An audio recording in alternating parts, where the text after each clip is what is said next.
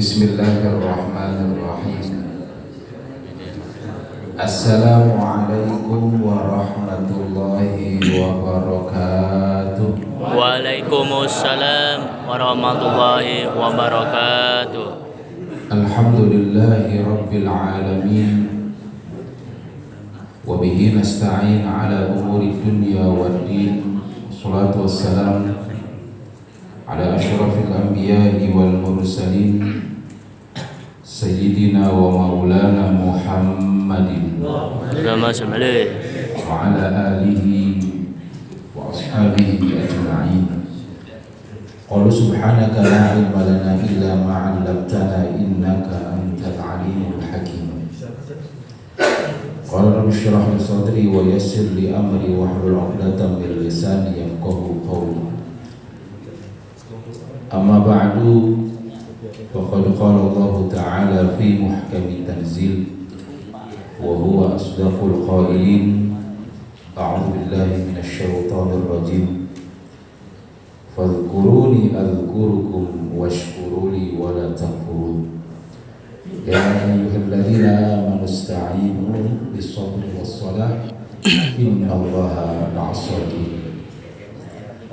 Shadaqallahul 'azim wa sadaqa rasulun nabiyul habibul karim wa nahnu ala dhalika minasy syahidin wasyakirin walhamdulillahi rabbil alamin.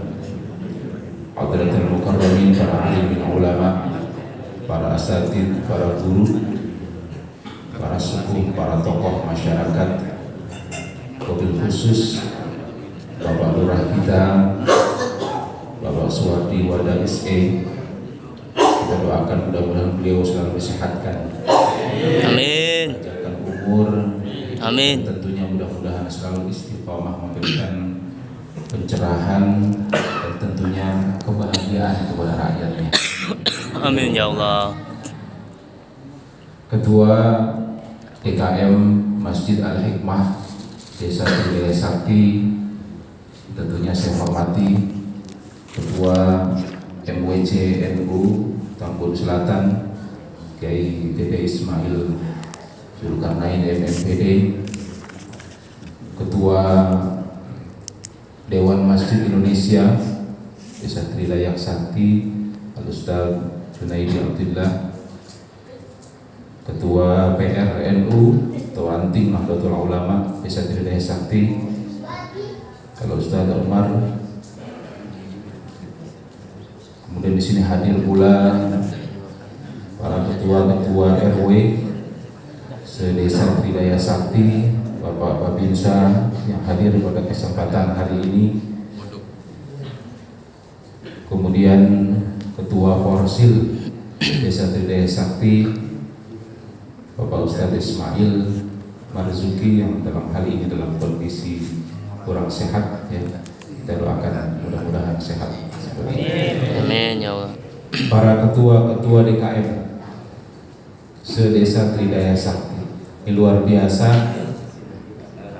Kalau hampir semuanya ketua DKM hadir, berarti persatuan umat di Desa Tridaya Sakti ini sangat luar biasa. Karena memang kuncinya itu ada di DKM. Seperti halnya kita memakmurkan masjid sesuai dengan moto dari Dewan Masjid Indonesia, itu memakmurkan dan dimakmurkan masjid. Memakmurkan, kita selaku jamaah mengisi masjid tersebut dengan rutinitas ibadah, kegiatan dan sebagainya. Dimakmurkan masjid tentunya nanti akan asar atau pengaruh dari kita memakmurkan masjid, maka kita pun nanti akan dimakmurkan masjid. Amin. Jadi jangan pernah kita anggap bahwasannya orang yang mengisi masjid setiap harinya rezekinya berkurang. Jangan sampai kita mengira bahwa orang yang setiap hari datang ke masjid untuk melaksanakan ibadah justru rizkinya tidak ada sama sekali. Janji Allah Subhanahu wa ta'ala ini luar biasa bagi orang-orang yang memang tentunya mengisi masjid dalam hal ibadah. Makanya kalau kita berbicara tentang ibadah, jadi ibadah itu kata ulama definisinya adalah ibaratun amma yajma'u kamalal hub wa kamalal dhul lillahi azza wa jalla. Jadi ibadah itu adalah ibaratun amma yajma'u kamalal hub, yaitu sebuah himpunan kamalal hub untuk apa? Menyempurnakan rasa cinta kita. Jadi ketika kita melaksanakan ibadah di masjid, maka itu adalah bentuk rasa cinta kita. Wa kamaladzul lillahi azza wa jalla. Dan juga menyempurnakan apa? Serendah-rendahnya diri kita di hadapan Allah Subhanahu wa ta'ala. Jadi memang kita ini adalah makhluk yang diciptakan oleh Allah. Tentunya setiap hari ketika kita melaksanakan pekerjaan duniawi, itu tidak lain dan tidak bukan adalah menunggu kesempatan datangnya daripada waktu ibadah. Jadi makanya luar biasa Pak, ketika kita mengadakan salah satu rutinitas ibadah. Suling itu bid'ah Pak. Ya, iya. Coba, ada kan zaman Nabi? Bid'ah itu, iya kan? Tapi di dalamnya ada nilai-nilai ibadah. Maulid, kita tahu bersama setiap datang Maulid itu luar biasa tuh Pak. Ya, apalagi sekarang ini media sosial ya sedang gencar-gencarnya ya. Jadi sehingga apa? Kita umat dibingungkan dengan persepsi ataupun argumen daripada asatid yang memang mengeluarkan statement terkait dengan permasalahan A, B, C, D. Akan tetapi yang perlu kita lihat adalah isinya, bukan perkara judulnya. Kalau judul banyak yang baru, sama halnya skripsi, tesis, disertasi, semua harus yang baru. Tapi kalau dilihat isinya cuma hanya melengkapi Pak, padahal sudah ada pembahasan sebelumnya. Sama halnya ketika kita melaksanakan kegiatan suling ini, apa di dalamnya? Adalah bentuk ibadah kita kepada Allah. Ada nilai silaturahimnya di dalam ya. Kemudian sholat subuh berjamaah. Orang-orang sholat subuh berjamaah itu orang-orang pilihan Pak. Berapa banyak orang yang memang lalai dengan sholat subuh karena apa? Capek, ketiduran. Bahkan berapa banyak di antara kita yang kesiangan. Akan tetapi kalau misalkan kita lihat dalamnya, rutinitas yang kita lakukan apapun bentuknya, tentunya jika memang bernilaikan ibadah, maka sama halnya dengan definisi yang tadi disebutkan, ibaratun amma yajma'u kamalal hub wa kamalal dzullillahi azza wa jalla.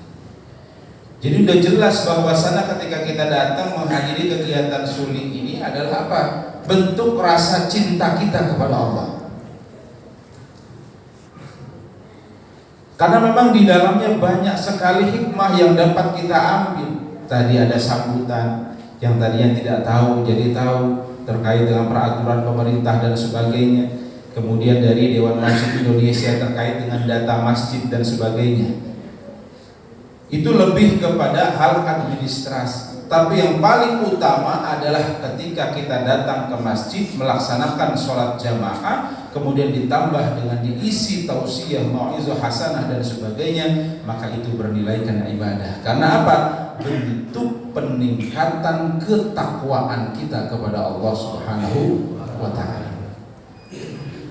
Makanya ketika ibadah kita rutin, maka takwa kita makin meningkat, Pak. Takwa kita makin naik. Nah, Ketika takwa kita makin naik, maka kita harus yakin bahwasannya ya, kita ini akan diberikan kebahagiaan oleh Allah. Jadi semakin kita dekat dengan Allah, semakin bahagia kita. Ini maka kadang dibalik. Kalau lu mau bahagia, kasarnya begitu. Kalau lu mau bahagia ya kerja, cari duit. Ya kalau misalkan terus-terusan di masjid ibadah kagak kelar-kelar hidup. Suka dibalik seperti itu, padahal janji Allah jelas dalam Al-Qur'an. Apa kata Allah?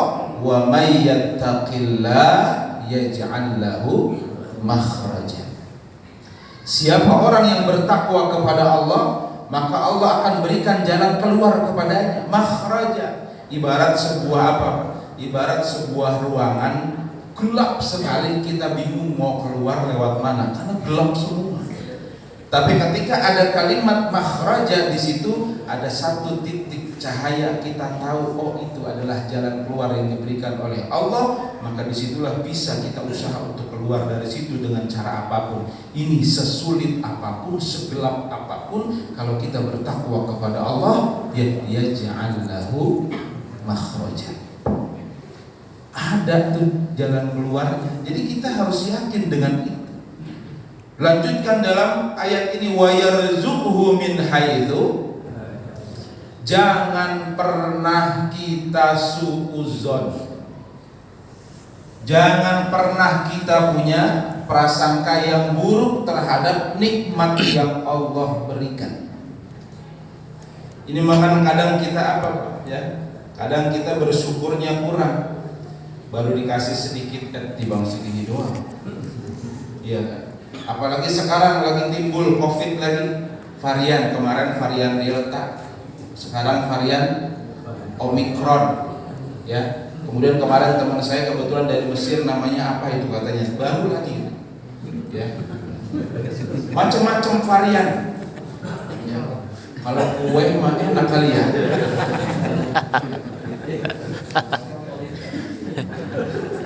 Nah, intinya adalah jangan pernah suudzon.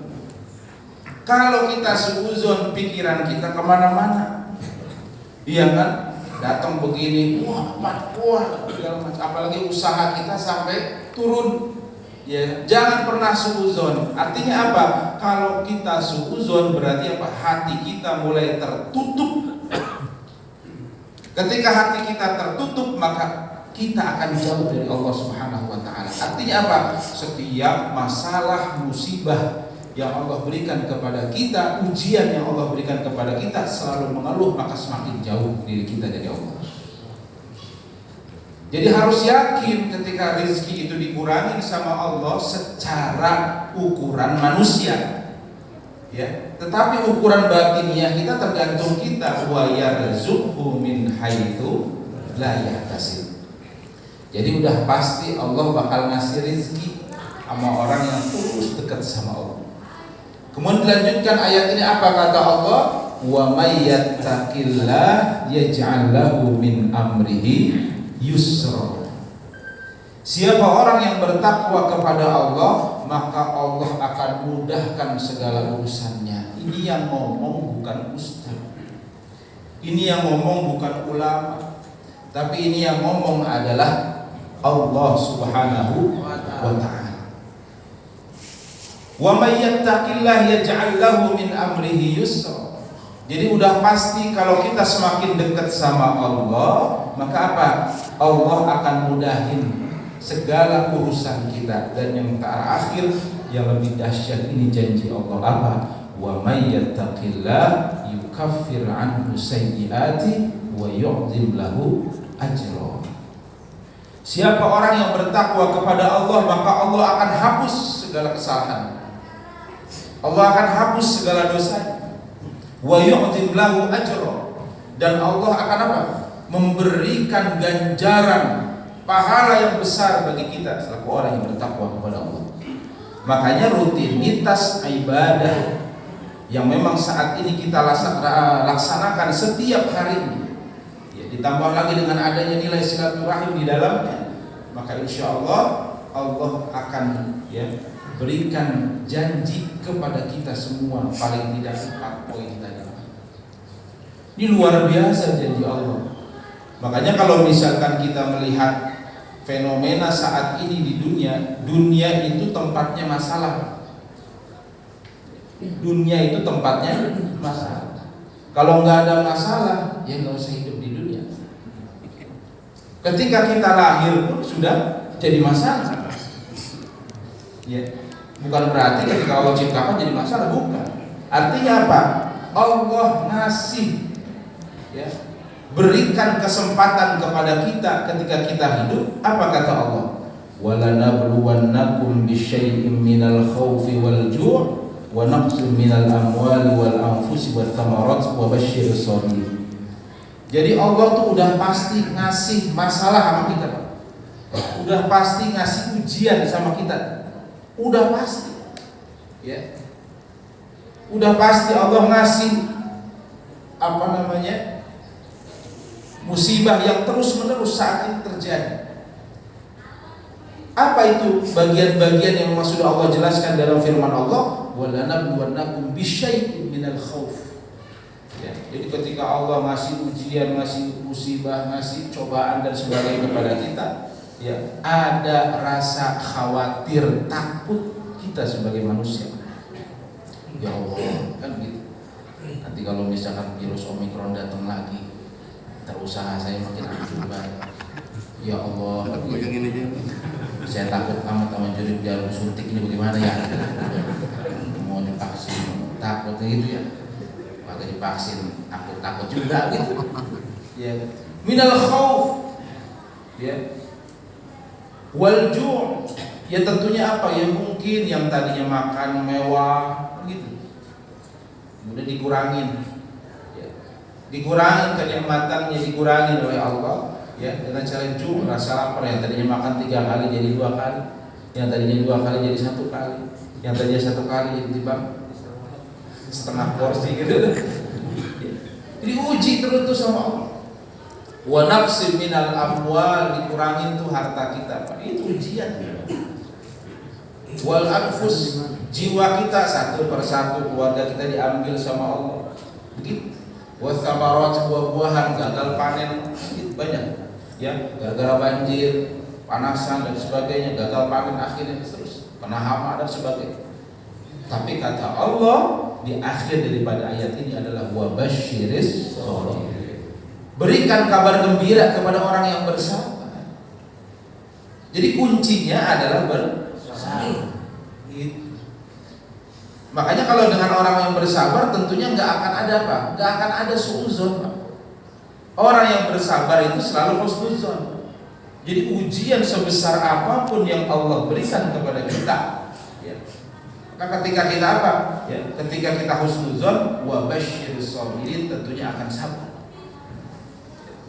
Jadi kalau ibarat kadang-kadang sekarang ini ada ibarat katakan bahwa sabar itu ada batasnya. Dalam Islam nggak kenal yang namanya sabar ada batas. Jadi yang namanya sabar itu tidak ada batas. Itulah Islam mengajarkan seperti itu. Wa basyiris shabirin, berikan kabar gembira kepada orang-orang yang bersabar. Siapa sih sebenarnya orang yang bersabar itu? Alladzina idza asabathum musibah qalu inna lillahi wa inna ilaihi raji'un. Orang yang bersabar itu adalah ketika mendapatkan musibah, maka dia selalu berkata kalimatul istirja. Apa itu? Inna lillahi wa inna ilaihi raji'un. Jadi kita ini milik Allah dan akan kembali kepada Allah. Itu kuncinya, itu saja, Pak. Makanya apalagi fadhkuruni adhkurukum, kata Allah, ingatlah kepadaku maka aku akan ingat kepadamu, kan begitu. Washkuruli wala takfurun, dan bersyukurlah kepadaku, jangan kau kufur akan nikmatku. Ya ayyuhalladzina amanu ista'inu bis-sabri was-salah innallaha ma'as-sabirin. Artinya apa? Ketika permasalahan datang menghampiri kita, selaku hambanya Allah Subhanahu wa ta'ala, Maka apa? Bisabri wassalah. Sabar dulu baru sholat. Bukan sholat dulu baru sabar. Ya kan? Yang ada Pak, sabar dulu, kita latih sabar kita dulu baru sholat. Lah coba kalau orang sholat cepat banget kagak sabar itu. Ya. Artinya apa? Kita latih sabar dulu. Makanya kata Allah, innallaha ma'as sabirin. Semuanya Allah bersama orang-orang yang bersabar. Ini luar biasa Pak.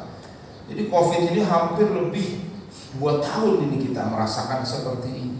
Ya, yang tadinya senyum kelihatan, sekarang kagak kelihatan Pak. Ya, padahal kita berusaha senyum, ya, tetap aja nggak kelihatan. Gitu kan? Iya, yang tadi yang nggak kenal pas gua masuk, lu gitu.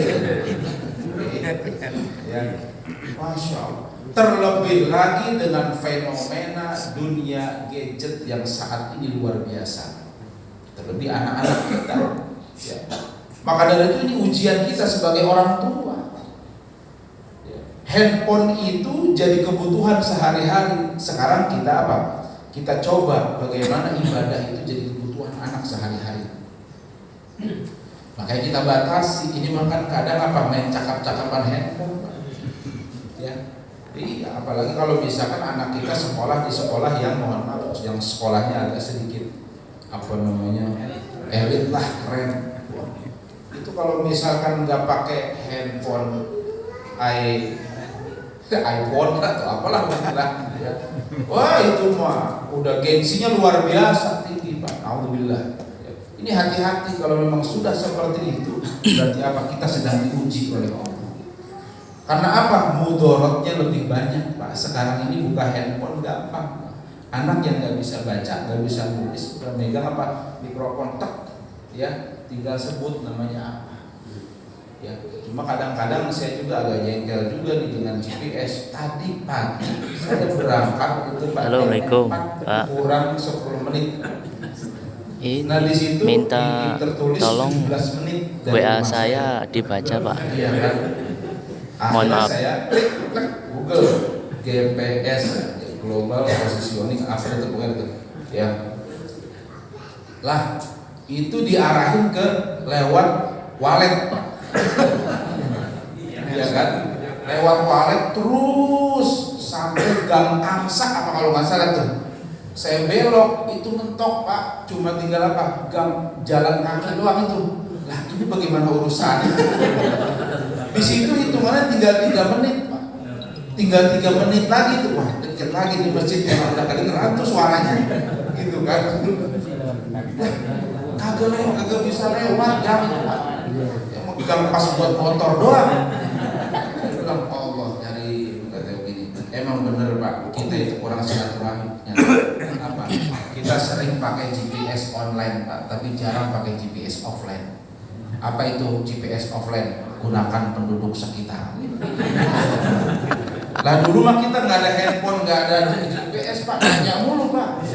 Warung buka turun, pura-pura beli, Bang beli permen, kalau nanya arah tuh. Iya kan? Sama halnya waktu saya ke Setu itu Masya Allah diajak puter-puter, lurus jalannya bagus banget, pas belok itu jalannya sirtu. Jadi ngapa diarahin kemari? Padahal lurus itu jalannya sudah cor, gitu kan. Nah, maka dari itu inilah perkembangan teknologi yang luar biasa sehingga terkadang apa membuat kita lalai. Makanya banyak ibadah-ibadah yang saat ini menjadi lalai gara-gara kita sibuk dengan dunia gadget kita. Coba kita lihat perkembangan anak-anak zaman sekarang. Ketika mereka main handphone, azan itu nggak kedengeran. Padahal rumahnya itu di samping masjid. Tapi anak dengan sibuknya tetap dengan main handphone. Nah sekarang ini fenomena saat ini terjadi, apalagi game online dan sebagainya. Jadi dunia pendidikan ini punya masalah yang besar, PR yang besar tentunya. Semua balik kepada kita selaku orang tua. Jadi kita harus bisa membatasi penggunaan gadget bagi anak kita dan sebagainya. Maka dari itu hadirin sekalian dirahmati oleh Allah, udah lewat tadi sebenarnya sampai jam 6 doang baru lah. Jadi pesan jam 6 doang berarti cuma 5 menit pembukaan doang ya. Nah, jadi kaitannya dengan balik kepada ibadah, ya, tentunya semua balik kepada diri kita masing-masing. Karena nanti ketika kita diwafatkan oleh Allah, tentunya kita bawa apa? Bukan handphone, bukan harta kita, ya, bukan jabatan kita, tapi apa? Ya, amal kita, amal soleh kita. Namun memang tentunya yang perlu kita garis bawahi adalah jangan sampai ketika Allah memberikan rezeki yang berlipat ganda kepada kita, justru kita lalai dari Allah. Ini kadang sering terjadi kayak gitu, Pak. Kita kerja, wah dulu waktu belum dapat kerja mohon sama Allah sampai tahajud tiap hari, rutin dia doa. Pas ketika sudah dapat kerjaan nggak pernah sholat tahajud lagi. Ya, pas ketika dapat kerjaan dia justru selalu lalai dengan sholatnya. Itu banyak nggak kayak gitu? Ya, mungkin diri kita juga merasakan seperti itu. Ya. Maka dari itu jangan sampai apa? Oh iya, saya tuh kerja dan memang uang saya sekarang banyak, rezeki saya banyak, harta saya berlimpah dan sebagainya. Ingat, jangan sampai kita masuk dalam kategori istidraj. Ini bahaya. Apa itu istidraj? Ya, Allah manjain hambanya, Pak. Tapi perlahan nanti Allah akan binasakan. Apa itu? Orang yang sebelumnya, mungkin kita tahulah sejarah Qarun, sejarah Fir'aun, kita sudah tahu seperti apa kesombongannya, sangat luar biasa. Akan tetapi kalau misalkan kita saat ini memiliki, ya, memiliki apa? Memiliki harta yang berlipat ganda, ya, yang luar biasa, saat ini dilancarkan rezekinya oleh Allah, hati-hati, ya. Hati-hati dalam arti apa? Hati-hati ketika kita apa? Lalai dengan Allah. Oh, rezeki saya lancar-lancar aja kok, padahal saya nggak pernah sholat. Rezeki saya lancar-lancar aja kok, malah saya naik jabatan padahal saya nggak sholat. Ya, rezeki saya lancar-lancar aja, padahal saya nggak pernah sedekah sama sekali. Tuh begitu. Itu namanya apa? Istidraj. Ini hati-hati, Pak. Kalau sudah seperti itu, maka apa? Nanti suatu saat Allah akan membinasakannya dengan cara Allah. Na'udzubillah wal'iyadzubillah. Makanya apa? Tapi beda halnya lagi kalau kita makin rezeki bertambah, kemudian ibadah kita makin rajin, rezeki kita bertambah, sedekah kita makin kuat, rezeki kita bertambah, ya silaturahim kita makin kuat dan sebagainya. Maka itu bukan istidraj namanya, tapi apa? Allah berikan pahala, bukan hanya pahala di akhirat, ya, tapi tentunya apa? Diberikan kemudahan oleh Allah dalam mengarungi dunia. Maka dari itu, hadirin sekalian dirahmati oleh Allah, mudah-mudahan kumpulnya kita di sini membawa manfaat. Jadi kita di sini membawa maslahat, tentunya bawa ilmu untuk kita terapkan di keluarga kita, keluarga yang tentunya bisa, ya, diridhoi oleh Allah, diberkahi oleh Allah Subhanahu wa taala. Tentunya adalah keluarga yang di dalamnya ada nilai-nilai ibadah dalam bentuk kedekatan kita kepada Allah Subhanahu wa taala.